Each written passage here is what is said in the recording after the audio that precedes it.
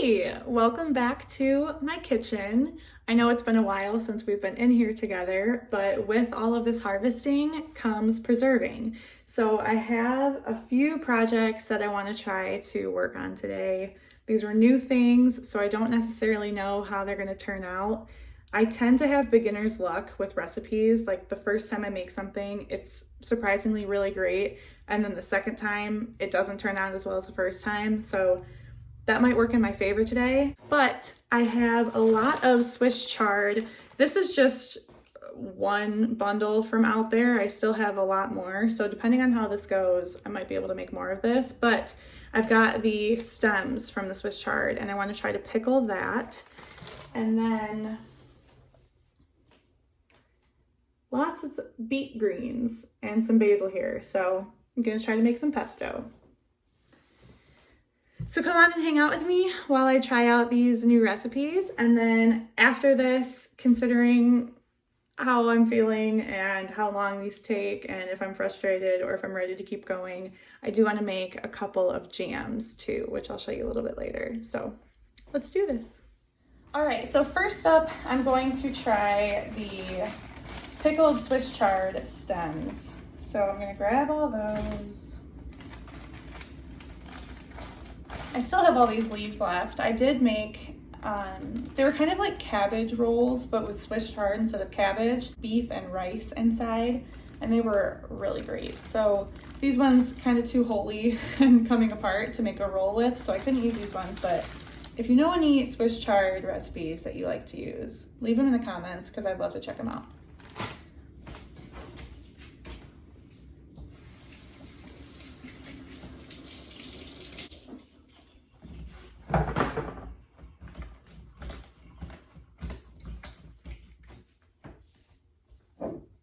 Okay, so I'm just gonna cut them the length that will fit in this jar. All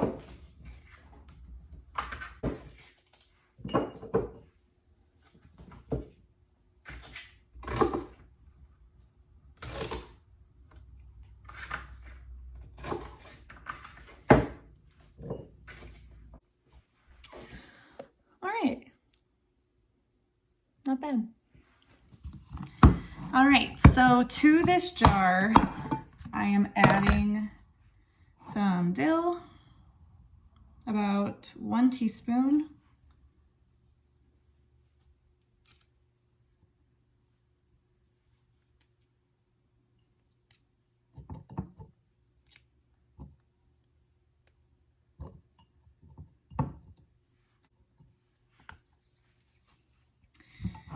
Two cloves of garlic, and I'm just using this minced garlic because I don't know if I'm gonna love this recipe and I don't want to use my homegrown garlic on it because I would feel like I'm wasting it. So better safe than wasteful.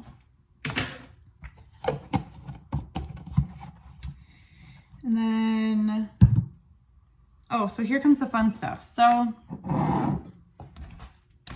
it says to add a jalapeno and a shallot, but I have hot Hungarian wax and that bulb from my green bunching onions. So I think I'm gonna try these out.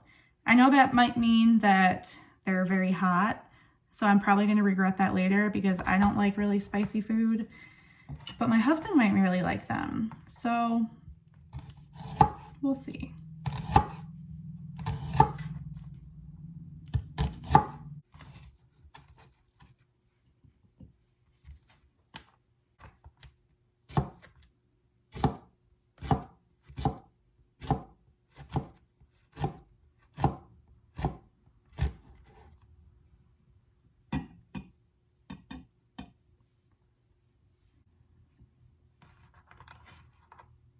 Maybe if I don't use as many of the seeds, it won't be as hot, but I don't know.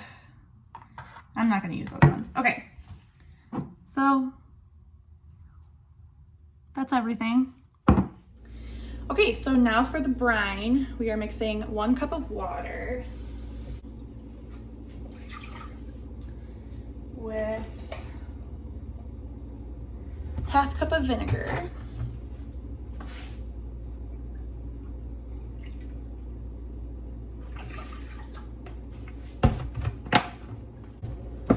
Two tablespoons of sugar.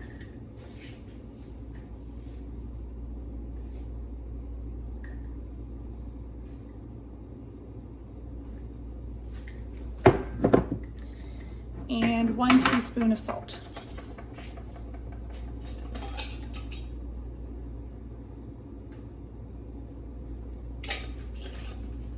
So we're gonna let that boil, and then when it's hot, pour it over the Swiss chard stems.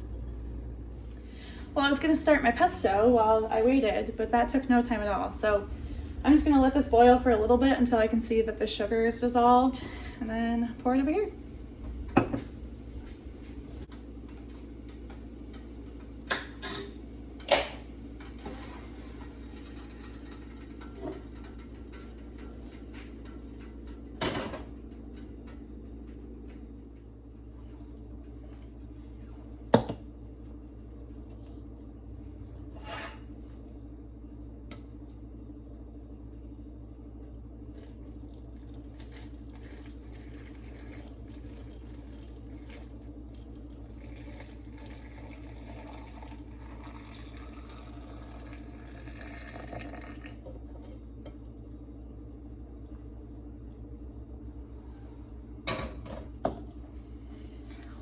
That was the perfect amount. It is right on the top.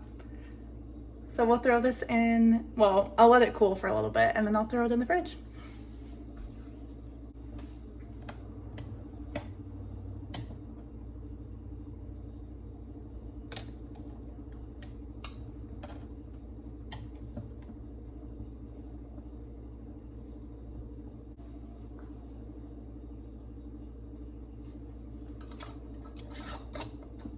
All right, so now I'm gonna make the pesto. I already blanched the beet greens because that's what the recipe said to do. I'm not sure if there's a huge difference between blanching them or using them raw, just straight out of the garden. I was thinking I might throw in some of that Swiss chard if I needed more greens, but I didn't blanch them, so I'm not really sure. But anyway, I have maybe a cup and a half of blanched beet greens, and then probably about 1/2 cup of basil. So that's what I'm gonna throw in here.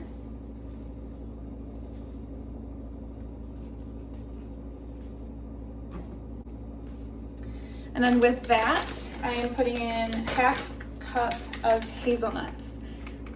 It sounds weird to use hazelnuts for a pesto. That's what the recipe said, and funny enough, I had hazelnuts, so I was gonna use them anyway. I think I found the recipe, like I think I searched for like a Swiss, or I keep mixing them up, a beet, green, and hazelnut pesto, so maybe that's why. But I did find, there was an actual recipe out there, so I feel confident that this is gonna be okay, but we'll see what it tastes like.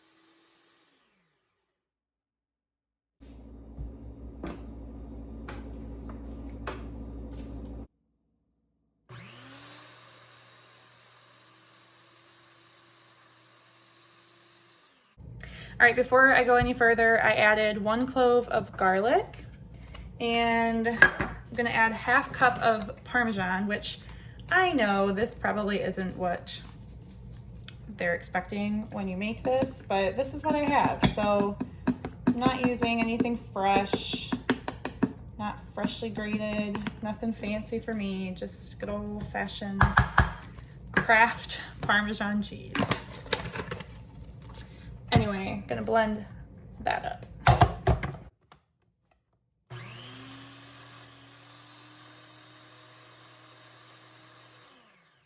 Now comes the fun / challenging part where I'm gonna add oil. Back you up a little bit, but let's try it.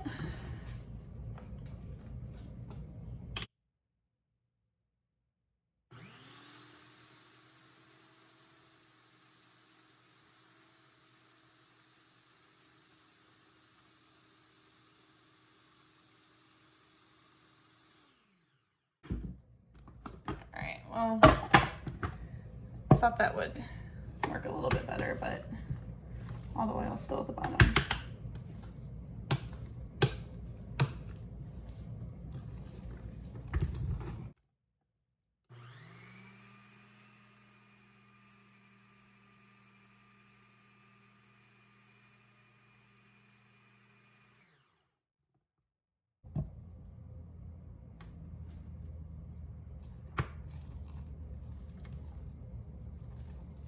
I don't really know the consistency that I'd like to go for here, so let's taste it.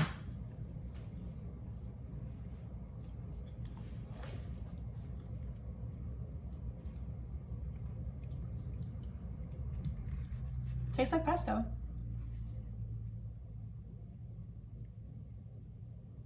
I think I'm gonna leave it at that. That's not bad. All right, let's try that up.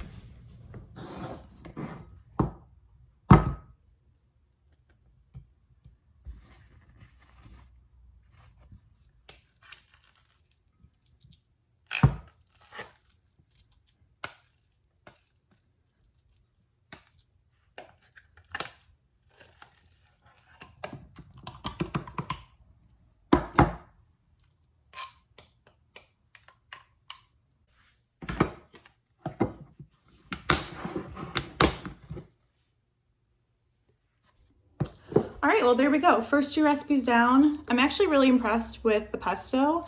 You wouldn't be able to tell that it's not just basil. At least I wouldn't. Using the beet greens in this way, I think I would definitely do again. I love the fact that you can use the whole beet. We roasted the beets and I pickled some of them. So being able to use the tops for a pesto, I mean, why wouldn't you? So maybe cook up some noodles soon and use this. And then with the Swiss chard stems, yeah, yet to taste it obviously, but we'll see. I will report in on how those taste. Do have a family vacation coming up where a lot of spicy food lovers will be there. So maybe if these are too hot for me, they'll enjoy them. But yeah, using the parts that I didn't really think of using in these recipes, which makes me kind of happy, you know, just a couple ways to use what's coming out of the garden. So cool. All right, well, next I have 5 pounds of cherries and 5 pounds of blueberries. So I got these from a local farm. I do have a couple of blueberry bushes, but they're still new. They're not producing yet. And even if they were, I really doubt that I would be getting 5 pounds of blueberries from them. So I did want to go get some blueberries, and while I was there, I saw the cherries, and I haven't had cherries in such a long time, and they're so good here in Michigan. So I definitely didn't want to pass these up. So my thought is making a couple jams, blueberry and cherry jam. I struggle because I want to find like the perfect way to use them and find the perfect recipe that's fun and exciting and new. But if I wait too long and try to find that perfect recipe, they're gonna go bad. So I'd rather use them in just a simple staple thing. Like we've already made a batch of blueberry jam and we're almost already through it all. So I know that we'll eat it. I did see a recipe for bourbon infused cherries, so I might set some aside for that because I think that would be really fun. My mom loves bourbon, so that'd be a good gift. But yeah, I just got to make something with them before they go bad because I would be devastated if I lost any of these. So yeah, let's make some jam. With all that being said, if you have a really cool recipe or a really cool way to preserve blueberries or cherries or just berries in general, please feel free to send them my way and put them in the comments, because I would love to broaden my horizons and find some new ways to do this. See, and blueberry pie filling, I wanted to try that out too, but I don't have clear gel and I wasn't gonna go get any. I probably just should, but I don't know.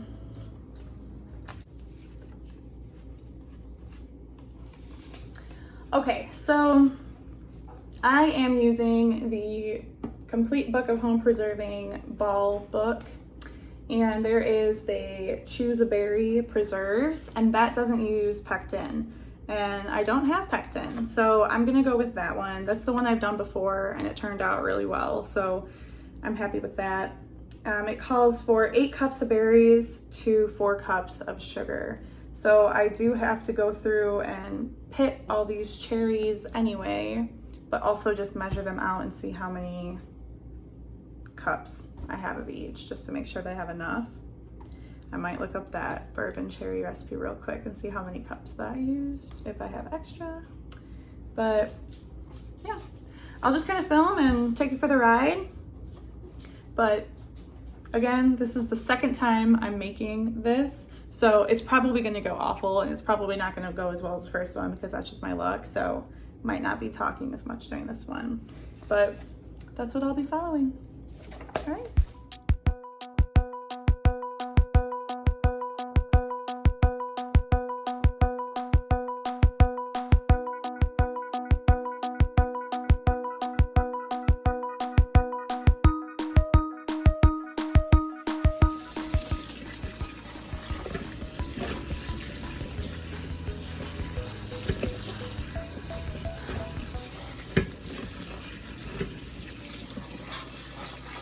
So I got my 8 cups of blueberries all washed and made sure the stems are all off.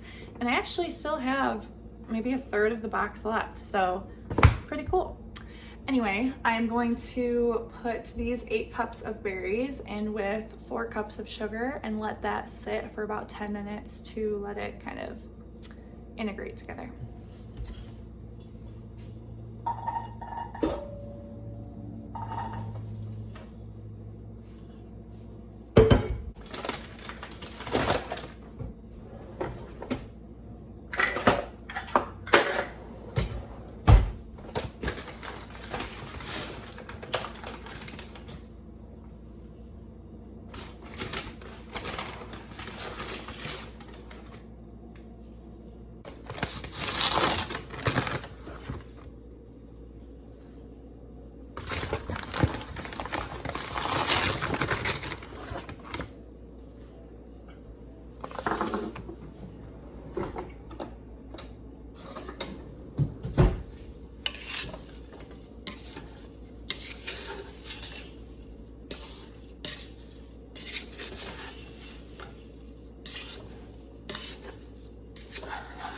So by letting it sit here, it says that the blueberries will release their juices after being in the sugar. So like I said, we're gonna let that sit for about 10 minutes. Boil it. Since we're using a recipe that doesn't have pectin, we have to boil it for a little bit longer than you would with pectin. So about 10-15 minutes. And then there's a few different gel set tests you can do to make sure that it's ready and that the gel stage has been reached. So we'll do that, put them in jars, and then it's water bath canned. So that's what we'll be doing. Now I gotta prep these cherries and de-pit them, so wish me luck.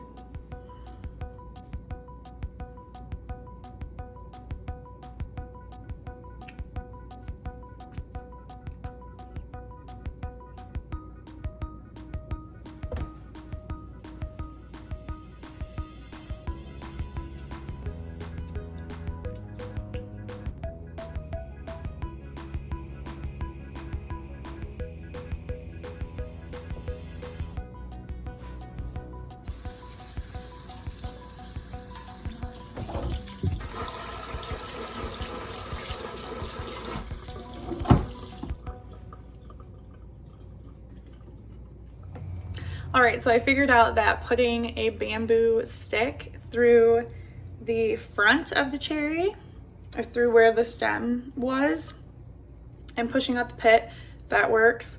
It turns my hand bright red where it looks very bloody, and I'm afraid that's gonna stain, so I might need to get a glove. And I think I'm gonna wash them before I do that so that I don't have to worry about losing too many of the juices inside, and like washing that all off after pitting them. So that's gonna be my process.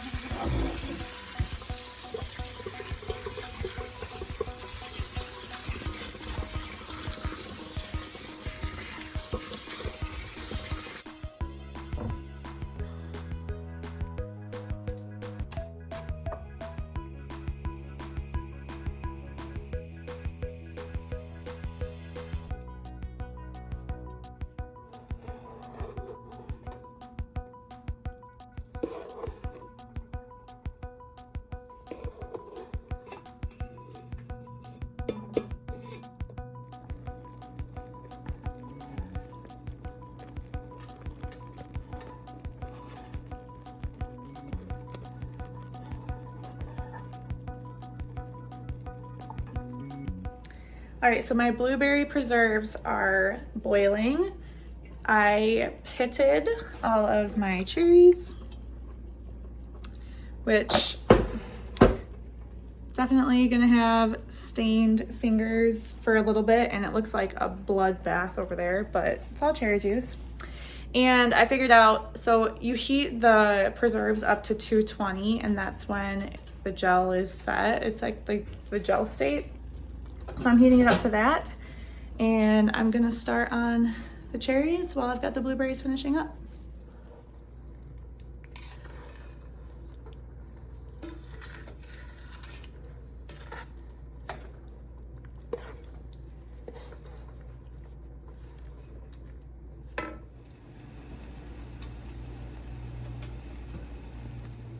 All right, there's a lot going on here. I've got the canner heated up with the jars inside to heat the jars up. I've got the blueberry jam here waiting for jars. And I've got the cherry jam waiting here to finish up boiling. This one's going a lot faster actually, I don't know why, but it's getting up to temp a lot quicker. And I've got dinner in the oven.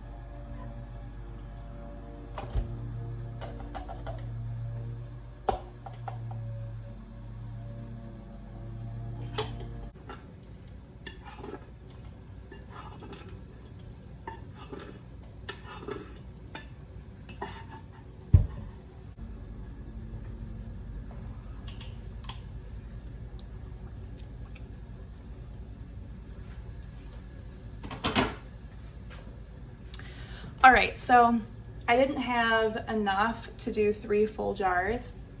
So I filled these up to a 1/4 inch headspace, and this will just go in the fridge.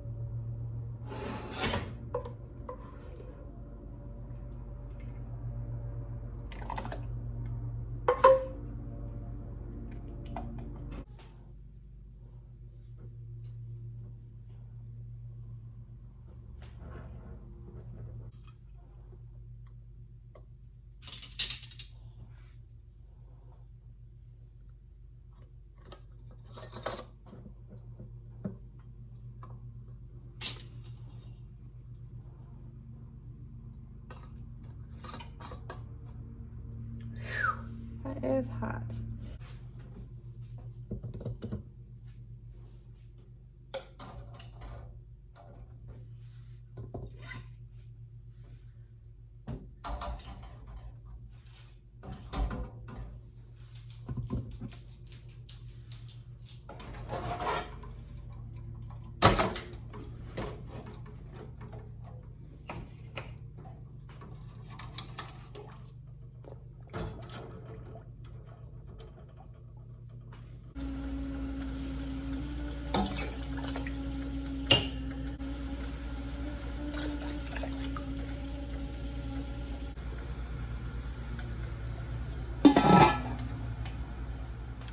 All right, so those are covered with water in the water bath canner, and they process for 15 minutes. So once it starts boiling, let it boil for 15 minutes, remove the lid, let it sit for 5 minutes to cool off, and then take them out.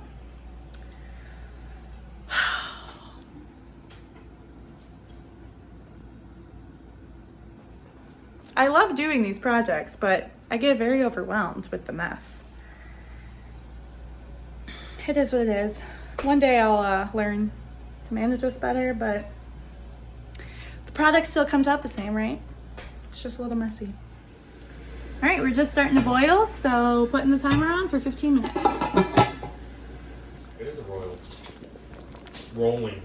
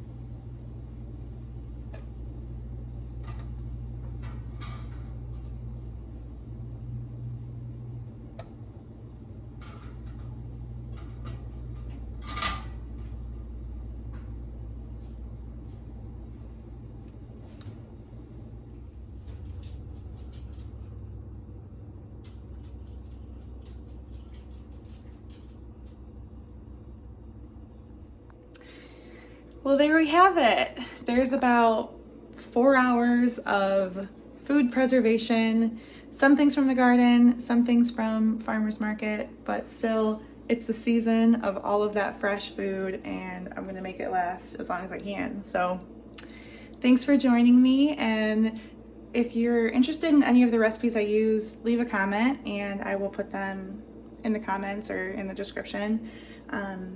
But yeah, I mean, we'll taste them and let you know if they're good and worth making again. But yeah, appreciate you as always. Subscribe if you want to see more recipes and more harvest videos and more garden tours and all the great stuff that comes this summer. In the meantime, I'll see you on the next one. Bye.